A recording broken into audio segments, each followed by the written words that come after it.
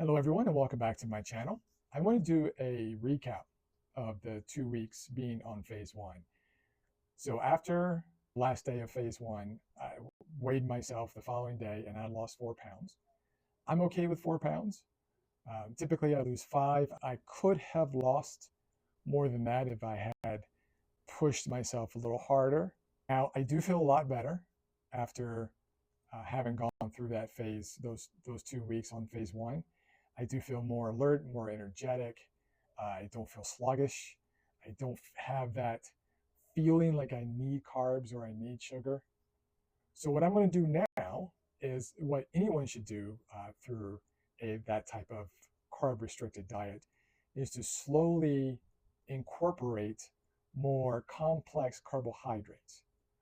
Those are the things that you need to look for regardless of whether you're on a strict diet or not. You need to really focus in general of getting more complex carbohydrates and just ditching the sugar. You really need to be cognizant, look at the ingredients, check that out, look at the side of the box or the back of the box, and just understand what you're putting into your body.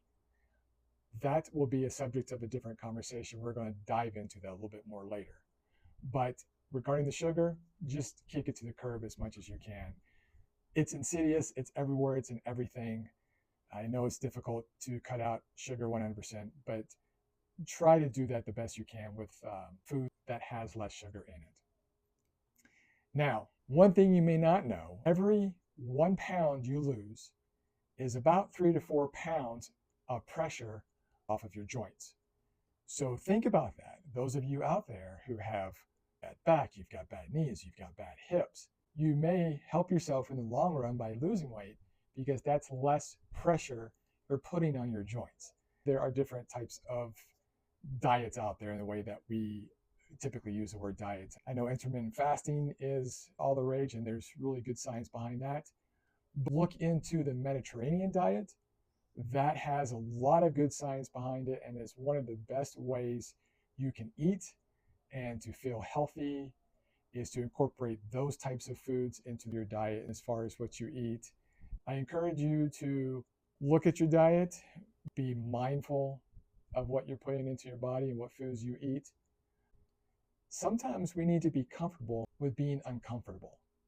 You get into that rut of eating the same bad foods over and over again. You find out later that you're going to have to put in more work to lose that weight. Might as well go ahead and nip it in the bud now, as opposed to waiting years down the road, losing a few pounds now, as opposed to having to lose 20, 30, 40, 50 pounds later on. I hope this has been helpful for you. We will talk more about food and nutrition, especially how to read the back of a nutrition label. I think it's very important that we need to be more understanding of what we're putting into our bodies. Okay? Thank you, and look forward to seeing you again later.